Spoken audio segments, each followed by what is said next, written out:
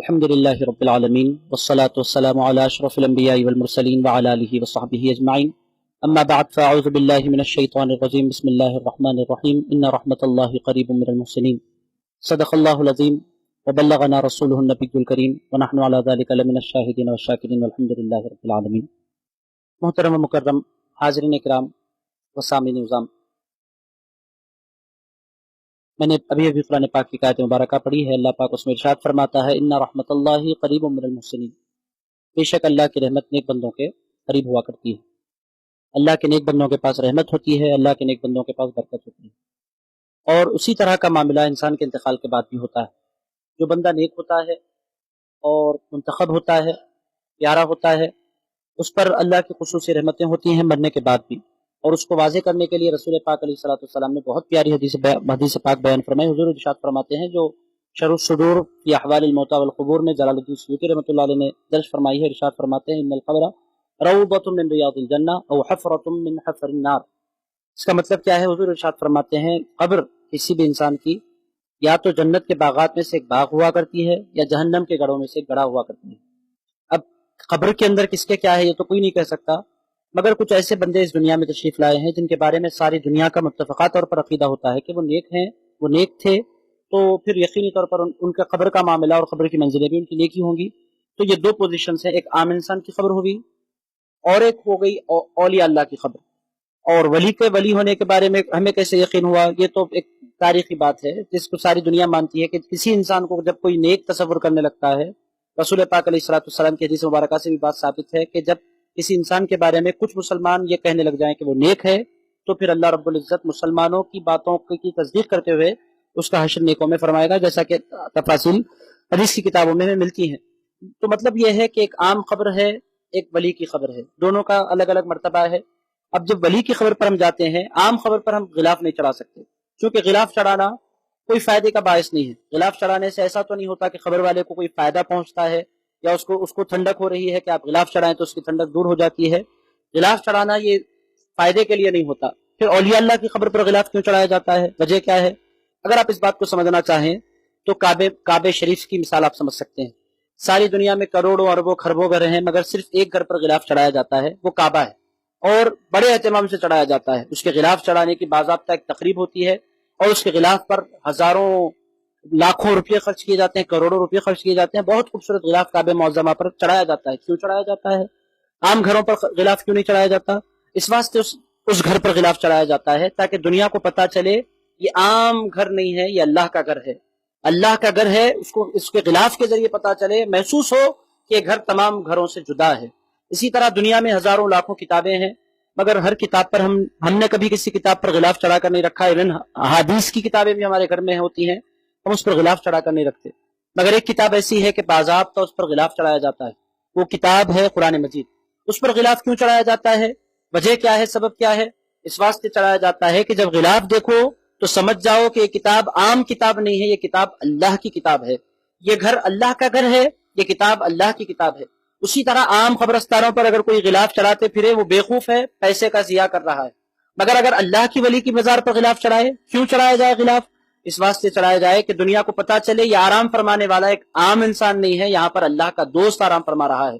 غلاف کا فائدہ پرسنلی ولی کو نہیں ہوتا، غلاف کا فائدہ آنے والے زائرین کو فرق بتانے کے لیے چڑھایا جاتا ہے کہ یہاں آؤ تو ادب کے ساتھ آؤ، یہاں ایک اللہ کا ولی آرام فرما رہا ہے۔ اور حدیث مبارکہ میں اب بہت سے لوگ سمجھتے ہیں کہ یہ غلاف چڑھانے کا تصور ایک ہندوستانی تصور ہے، ہندوؤں سے ہم نے نعوذ باللہ سے ذکر رکھا ہے۔ آپ اگر احادیث مبارکہ کی طرف نظر ڈالیں، خود مسلم شریف اٹھا کر اگر آپ دیکھیں تو حضرت ابن عباس رضی اللہ تعالیٰ عنہ ارشاد فرماتے ہیں جعل فی قبر رسول اللہ صلی اللہ علیہ وسلم قطیفۃ حمراء۔ ارشاد فرماتے حضرت ابن عباس جو رسول پاک علیہ السلام کے چچیرے بھائی ہیں، میں نے جب سرکار کی قبر مبارک کو دیکھا تو میں نے دیکھا کہ لال غلاف حضور پاک علیہ السلام کی قبر مبارک پر چڑھا ہوا تھا۔ یہ کون سی کتاب میں حدیث مبارک آئی ہے؟ مسلم شریف میں آئی ہے، اور مسلم شریف کے کس چیپٹر میں؟ کتاب الجنائز میں، اور حدیث نمبر ہے 2136 2136۔ اس کا مطلب کیا ہے؟ غلاف چڑھانے کا تصور عربوں میں بھی پایا جاتا تھا، حضور پاک علیہ السلام کی قبر مبارک پر غلاف چڑھایا جاتا تھا، پھر وہی سسٹم ہندوستان میں آیا، غلاف چڑھایا جاتا ہے۔ تو مطلب یہ ہے کہ عام قبر پر غلاف نہیں چڑھایا جا سکتا، اللہ کے ولی کی قبر پر غلاف چڑھایا جا سکتا ہے۔ اب رہی بات پھول چڑھانے، اولیاء کرام کی بارگاہوں کے ڈسپلن میں آپ کی خدمت میں بیان کر رہا ہوں۔ فرق ہونا چاہیے کامن خبر میں اور ولی کی خبر میں۔ کامن خبر کو جیسا کہ کہا جاتا ہے کہ اونچی نہیں بنایا جا سکتا، اس کے ساتھ ساتھ اس پر غلاف نہیں چڑھایا جا سکتا۔ اب ایک سوال یہاں ایک غلافوں کے بارے میں یہ بھی اٹھایا جاتا ہے، خبر کو اگر آئیڈینٹیفیکیشن کے لیے اگر غلاف چڑھانا ایک چڑھا دو، مگر بعض خبروں پر بڑے اولیاء کرام کی بارگاہوں پر آپ دیکھتے ہیں ایک غلاف نہیں ہوتا، سبوں سے غلاف چڑھائے جاتے ہیں۔ اب سوال کرنے والے یہ کرتے ہیں کہ ایک غلاف اگر آپ چڑھا لیں تو چلو برداشت کر سکتے ہیں، یہ سبوں سے غلاف آپ چڑھا دیتے ہیں، اس کی وجہ کیا ہے؟ کیوں چڑھاتے ہیں؟ اتنے غلاف چڑھانے کی وجہ کیا ہے؟ تو آپ غلاف عام طور پر غلاف کو ہم غلاف کے حیثیت سے دیکھیں، غلاف ایک غلاف نہیں ہوتا، غلاف ایک محبتوں کا اظہار ہوتا ہے، ایک آنر ہوتا ہے۔ ہمارے ہاں پدم شری ایک ہمارے اسکالر حیدرآباد کے اسکالر کو پدم شری ایوارڈ ملا تھا حکومت ہند کی طرف سے، انڈیا کی حکومت نے انہیں پدم شری دیا ہے۔ اردو کے ادیب تھے، اردو کے اسکالر تھے، سیاست میں ان کے ریگولرلی آرٹیکل چھپتے تھے۔ تو جب ان کو ایوارڈ ملا، پدم شری کا اعزاز ملا، تو ان کے اعزاز میں تقاریب ہوئی۔ جب تقریبیں ہونے لگی تو کیا ہوا؟ ایک شال نہیں اڑائی گئی، جو بھی ان کو آتا شال اڑاتا۔ تو کیا شال اڑانا ان کو سردی ہو رہی تھی اس واسطے شال اڑائی جا رہی تھی؟ ان کو سردی نہیں ہو رہی تھی کہ شال اڑائی جائے، ان کو جو شالیں اڑائی جا رہی تھی اعزاز کے طور پر اڑائی جا رہی تھی۔ اسی طرح اولیاء کرام نے ہمیں چونکہ اسلام کی دولت دی، اسلام جیسی عظیم دولت ہمیں عطا فرمائی، ہم انہیں کچھ دے تو نہیں سکتے، غلافوں کا تحفہ ان کی خدمت میں ہم پیش کرتے ہیں۔ اور ہم اس تصور سے نہیں پیش کرتے کہ نعوذ باللہ ان کو سردی ہو رہی ہے، نعوذ باللہ، اس طرح کا ہمارا کوئی تصور نہیں ہوتا۔ یہ خدمت میں آنر ہوتا ہے، جس طرح پھول پنا کر بوکے دیتے ہیں اس کو کوئی نہیں روکتا، اسی طرح یہ بھی ایک آنر ہے جس کو اس حد تک رکھ کر ہمیں دیکھنا چاہیے۔ اب رہی بات، بہت سے لوگ کہتے ہیں چلو غلاف کو تو ہم مانتے ہیں، مگر آپ لوگ اضافہ کرتے ہیں، پھول بھی چڑھاتے ہیں، کیا پھول کا بھی کوئی تصور اسلام میں ہے؟ تو پھر وہی حضرت عباس ان کے والد کی حدیث مبارکہ ہے، حضرت عباس رضی اللہ تعالیٰ عنہ سے مروی ہے کہ رسول پاک علیہ السلام کا ایک مرتبہ گزر ہو رہا تھا۔ پہلے حوالہ سن لیے کہ اب میں کوئی ضعیف حدیث پیش کر رہا ہوں، ایسا نہیں ہے، یہ بخاری شریف میں یہ واقعہ درج ہے، کتاب الجنائز، اور باب ہے الجرید علی القبر۔ اس باب میں باضابطہ یہ حدیث مبارکہ لکھی ہوئی ہے۔ حضرت ابن عباس رضی اللہ تعالیٰ عنہ فرماتے ہیں کہ رسول پاک علیہ السلام کا ایک مرتبہ گزر ہو رہا تھا، تیزی سے اردو میں عرض کر دیتا ہوں، گزر ہو رہا تھا، حضور پاک علیہ السلام رک گئے، رک کر ارشاد فرمائے ان دو خبروں میں عذاب ہو رہا ہے، اور عذاب ہونے کی وجہ بھی حضور پاک علیہ السلام نے بیان فرمائی۔ ایک وہ تھا جو پیشاب کے قطروں سے اپنی حفاظت نہیں کیا کرتا تھا، دوسرا وہ تھا جو غیبت کیا کرتا تھا، بائک بائٹنگ کیا کرتا تھا، لوگوں کے خلاف پیچھے کہا کرتا تھا۔ ان دونوں کے ریزن بھی حضور پاک علیہ السلام نے بیان فرمایا، عذاب ہونا بھی بیان فرمایا، اور پھر عذاب کو دور کرنے کا طریقہ کیا کیا حضور؟ اب آپ توجہ کے ساتھ سماعت فرمائیں۔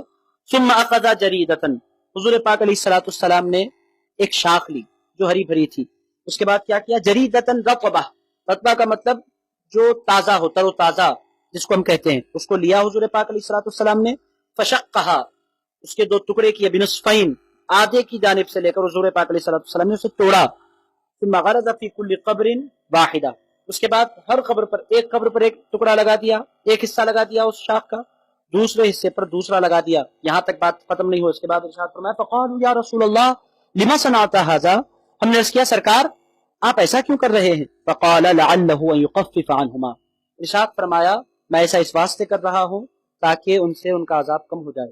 عذاب کم ہونے کی ریزن کیا ہے؟ حضور ارشاد فرماتے ہیں وہ تسبیح کرتے ہیں، دنیا کی ہر چیز تسبیح کر رہی ہے، اللہ پاک نے جیسا کہ ارشاد فرمایا یسبح للہ ما فی السماوات و ما فی الارض، جو کچھ زمین و آسمان میں ہے وہ اللہ کی پاکی بیان کرتے ہیں۔ حضور ارشاد فرماتے ہیں جب تک یہ جریدہ، جب تک یہ شاخ ہری بھری رہے گی تسبیح کرتی رہے گی، جب تسبیح کرے گی تو یقینی طور پر تسبیح کی وجہ سے ہونے والے عذاب میں کمی آئے گی، جہاں اللہ کی تسبیح ہوتی ہے وہاں عذاب نہیں ہوتا، تو عذاب رک جائے گا۔ تو اس سے پتہ کیا چل رہا ہے کہ پھول بھی چونکہ ہرا بھرا ہوتا ہے اور لال ہوتے ہیں، تازہ ہوتے ہیں، چڑھائے جاتے ہیں۔ اب سوال کرنے والے یہ بھی پوچھتے ہیں کہ اللہ کے ولیوں کے پاس تو کوئی کمی نہیں ہوتی نیکیوں کی، ان کے پاس وہ تو جنت میں ہوتے ہیں، پھر پھول چڑھا کر کون سی چیز میں آپ اضافہ کر رہے ہیں، کون سے عذاب کو دور کر رہے ہیں؟ نعوذ باللہ الیاذ باللہ تعالی۔ جب کسی انسان کے پاس نیکیاں ہوتی ہیں اور اس کے بارے میں، اب میں مثال آسان دیتا ہوں تاکہ آپ بات سمجھے کہ انسان ہے جس نے کوئی گناہ نہیں کیا۔ حضور ارشاد فرماتے جب کوئی بندہ مسجد کی طرف چلنے لگتا ہے، ہر عمل، ہر قدم پر اس کے گناہ جھڑتے ہیں۔ اب ایک ایسا بندہ ہے جس نے کوئی زندگی میں کوئی گناہ ہی نہیں کیا، یا گناہوں سے بہت زیادہ محفوظ ہے، گناہوں سے اپنی حفاظت کیا کرتا ہے، یا گناہ ہوتی ہی توبہ کر لیتا ہے، اس کے پاس کوئی گناہ نہیں، اب وہ مسجد کی طرف چلنے لگا تو پھر کیا ہوگا؟ اب تو اس کے پاس کوئی گناہ نہیں ہے ہی نہیں جو جھڑے، اب کیا ہوگا؟ تو اب یہ ہوگا کہ اس کے گناہوں کے نہ ہونے کی وجہ سے اس کے نیکیوں میں اضافہ کیا جائے گا۔ یہ قاعدہ ہے، جب کوئی بندہ بخش دیا جاتا ہے یا جس کی بخشش ہو جاتی ہے، جب اس کے لیے آپ کچھ کرتے ہیں تو پہلے سے بخشا ہوا ہے، جب اس کے لیے کیا جاتا ہے تو اس کا نعوذ باللہ عذاب دور نہیں ہوتا، اس کے مقامات میں بلندی آتی ہے۔ جیسا کہ آپ جانتے ہیں رسول پاک علیہ الصلوۃ والسلام پر رحمتوں کا نزول ہو رہا ہے، اس کے باوجود ساری دنیا کے مسلمان ایک ساتھ لاکھوں اربوں خربوں مسلمان دعائیں کرتے ہیں نمازوں میں، اللہم صلی علی محمد، اے اللہ رحمت نازل فرما محمد صلی اللہ علیہ وسلم پر، ان پر تو رحمت نازل ہو ہی رہی ہیں، پھر دعائیں کیوں؟ ان دعاؤں کا فائدہ کیا ہوگا؟ حضور پاک علیہ الصلوۃ والسلام کے مقام و مرتبے میں اضافہ ہوگا۔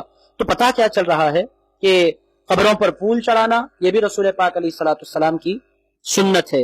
اب اس حدیث مبارکہ کی شرح میں امام نووی رحمۃ اللہ علیہ، جو بہت بڑے پائے کے محدث ہیں، جن کو ساری دنیا میں پڑھا جاتا ہے اور جن کو عقیدت سے جن کا نام لیا جاتا ہے، امام نووی رحمۃ اللہ علیہ ارشاد فرماتے ہیں، غور کرنے کی بات ہے کہ جب پھول کی جو تسبیح ہے اس سے قبر والے کو فائدہ پہنچ رہا ہے، تو غور کرنے کی بات ہے، امام نووی رحمۃ اللہ علیہ ارشاد فرماتے ہیں پھول سے 100 گنا مقام انسان کا بلند و بالا ہے، انسان دنیا کی سب سے بہترین مخلوق ہے۔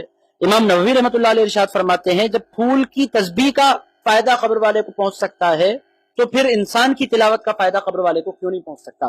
یہ میں نہیں کہہ رہا، امام نووی رحمۃ اللہ علیہ ارشاد فرماتے ہیں۔ امام نووی رحمۃ اللہ علیہ اس حدیث کی شرح میں ارشاد فرماتے ہیں جس طرح پھول کی تسبیح یا پتی کی تسبیح کا فائدہ قبر والے کو پہنچتا ہے، اسی طرح انسان کی تلاوت کا فائدہ بھی اور اس کی رحمتیں بھی انسان کو حاصل ہوتی ہیں۔ اسی لیے قبر کی دوسری ڈسپلن میں دوسری بات یہ ہے، چادر چڑھا سکتے ہیں چڑھائیے، نہیں چڑھا سکتے ہیں پھول چڑھائیے، اگر پھول بھی نہیں چڑھا سکتے ہیں تیسرا کام یہ ہے آپ جا کر وہاں پر قرآن کی تلاوت کر سکتے ہیں، اس سے روکا نہیں جا سکتا کیونکہ رسول پاک علیہ الصلوۃ والسلام نے اس کی اجازت عطا فرمائی ہے۔ چوتھا کام کیا؟ دعا کرنا۔ دعا کس کے لیے کی جائے؟ رسول پاک علیہ الصلوۃ والسلام بقیع شریف تشریف لے جاتے تو ان کے لیے دعا فرماتے تھے۔ ہم کیا کریں؟ کیا اولیاء اللہ کو ہماری دعاؤں کی ضرورت ہوتی ہے؟ اولیاء اللہ کو تو ہماری دعاؤں کی ضرورت نہیں ہوتی، آپ اپنے لیے دعا کر سکتے ہیں ان کی قربت کی وجہ سے، جیسا کہ اللہ پاک نے ارشاد فرمایا ان رحمت اللہ قریب من المحسنین، اللہ کے نیک بندوں کے پاس اللہ کی رحمت ہوا کرتی ہے۔ تو اس حوالے سے اگر وہاں جا کر آپ دعائیں مانگیں یقینی طور پر قبول ہوتی ہیں۔ امام شافعی رحمۃ اللہ علیہ کثرت سے دعا مانگا کرتے تھے، حضرت امام شافعی رحمۃ اللہ علیہ دعا مانگا کرتے تھے، اور دیگر، اور آپ دیکھیں گے کہ پابندی کے ساتھ حضرت امام بخاری نے جب بخاری لکھی، پوری کی پوری بخاری رسول پاک علیہ الصلوۃ والسلام کے روضہ پاک کے پاس بیٹھ کر لکھی۔ کیوں لکھی؟ کتاب تو کہیں بھی لکھی جا سکتی تھی، مگر حضور پاک علیہ الصلوۃ والسلام کی قبر مبارک کی برکتوں کے لیے، رحمتوں کے لیے مسجد نبوی میں، وہ بھی حضور پاک علیہ عند قبر رسول اللہ کے الفاظ آئے ہیں، قبر رسول کے پاس، تو پتہ کیا چل رہا ہے؟ نیک لوگوں کے پاس اللہ کی رحمت پائی جاتی ہے۔ تو ضرورت اس بات کی ہے کہ ان ڈسپلن کے ملحوظ رکھ کر اولیاء کرام کی بارگاہوں میں حاضری دی جائیں۔ دوسری طرف ہم ہندوستان میں اگر آپ دیکھیں، بڑی شرمندگی کے ساتھ کہنا پڑتا ہے، وہ نازیبہ حرکتیں ہم درگاہوں پر جا کر کرتے ہیں جس سے اولیاء کرام بدنام ہو رہے ہیں، اور اولیاء کرام سے لوگ بدظن ہو کر اولیاء کرام کے خلاف کہنے پر مجبور ہو رہے ہیں۔ اس میں اولیاء کرام نعوذ باللہ اولیاء کرام کی اس میں کوئی گڑبڑ نہیں، انہوں نے نہیں کہا لوگوں کے کہ ان کی مزارات پر آئیں تاگے باندھیں، تاگے باندھنے کا تصور ہم نے کہاں سے لے لیا؟ ہم جاتے ہیں ہال ٹکٹ لگاتے ہیں، کیا ہال ٹکٹ لے کر انٹرنس میں آپ کو حاضری موقع دینا یہ اولیاء کرام کے ہاتھ میں؟ اولیاء کرام سے ہال ٹکٹ سے کچھ لینا دینا نہیں ہوتا، جا کر آپ تالے لگا دیتے ہیں، لاکس ڈال دیتے ہیں اور کنجی خود رکھ لیتے ہیں، تالے لگاتے ہیں اور چابی جیب میں ڈال لیتے ہیں، اس کا فائدہ اولیاء کرام کو کیا ہوگا؟ ڈوریاں باندھتے ہیں، تاگے باندھتے ہیں، اور آپ دیکھتے ہیں کہ بہت سے لوگ پیسے طلب کرتے ہوئے بیٹھے ہوئے ہیں۔ پیسے مانگنے والا گناہگار ہوگا، اولیاء کرام کا پیسے مانگنے والوں سے کوئی تعلق نہیں ہے، یہ پیسے مانگنے والے اولیاء کرام کو بدنام کرنے کے لیے بیٹھے ہوئے ہیں۔ اسی طرح آپ دیکھتے ہیں کچھ لوگ طواف کر رہے ہیں، طواف کرنے کا معاملہ بھی یہی ہے، طواف صرف ایک گھر کا کیا جا سکتا ہے، وہ گھر خدا کا گھر خانہ کعبہ ہے، اس کے علاوہ دنیا میں کسی اور گھر کا نہ طواف کرنے کا کوئی کانسیپٹ اسلام نے دیا ہے۔ اب جو لوگ کر رہے ہیں اس کے ذمہ دار اولیاء کرام نہیں ہیں، یہ کرنے والے خود گناہگار ہوتے ہیں، اس کی ذمہ داری کرنے والوں پر عائد ہوتی ہے۔ یہ جتنے نازیبہ حرکتیں ہو رہی ہیں، اس کے علاوہ خواتین کا حاضر ہونا، بے پردہ کے بغیر حاضر ہو جانا، یہ بھی بہت بڑی غلطی ہے جو کی جا رہی ہے۔ عورتوں کا حاضر ہونا پہلے تو بہت حدود کے ساتھ، عورتوں کے لیے تو غیر محرم کے ساتھ کسی بھی مقام پر جانے سے اسلام نے منع فرمایا ہے، تو خواتین کا آنا اور یہ ساری جو حرکتیں ہو رہی ہیں، اسلام کا اور اولیاء اکرام کا ان ساری حرکتوں سے کوئی وابستگی نہیں ہے، یہ اولیاء اکرام کو بدنام کرنے کا سبب ہے۔ اسی طرح کا ایک جو معاملہ ہم دیکھ رہے ہیں، ہر کس و ناکس کی ایک مزار بنائی جاتی ہے اور اس کے خلاف اس پر پھول چڑھائے جاتے ہیں اور چادریں چڑھائی جاتی ہیں۔ کوئی خواب دیکھتا ہے کہ فلاں مقام پر ایک اللہ کے ولی ہیں، اور لوگ خوابوں پر درگاہوں کی بنیادیں نہیں ہوتی، درگاہوں کی بنیادیں حقائق پر ہوتی ہیں، شخصیت پر ہوتی ہیں، ان کی ولایتوں پر ہوتی ہیں۔ کوئی خواب دیکھے کوئی درگاہ بنا دے، اس کا کوئی اسلام سے لینا دینا نہیں، اور ان لوگوں کو تعاون کرنا، ان لوگوں کو پیسے دینا، ان لوگوں کو بڑھاوا دینا، یہ اسلام کے خلاف ایک سازش کے طور پر مانا جائے گا۔ تو میں نے جیسا کہ آپ کی خدمت میں عرض کیا ہے، درگاہوں پر جانے کے بعد ان ڈسپلن کو ملحوظ رکھ کر جانا چاہیے جس سے اولیاء کرام کی محبتوں میں اضافہ ہو، اور یہ جتنی غلط حرکتیں کی جا رہی ہیں کرنے والے گناہگار ہوں گے، اور اولیاء کرام کی نعوذ باللہ اولیاء کرام کے غضب کا بھی یہ لوگ شکار ہو سکتے ہیں جو اولیاء کرام کو بدنام کرنے کی کوششیں کر رہے ہیں۔ ان جاہلوں کو روکنے کی ہم تمام کو ضرورت ہے۔ اللہ رب العزت ہم تمام کو اولیاء کرام کے بارگاہوں پر جانا اور ادب کے ساتھ جانا نصیب فرمائے، اور بے ہدہ حرکتوں سے اولیاء کرام کی بارگاہوں میں ہمیں محفوظ رکھے۔ صلی اللہ تعالی علی خیر خلقہ محمد وعلی آلہ وصحبہ اجمعین والحمد للہ۔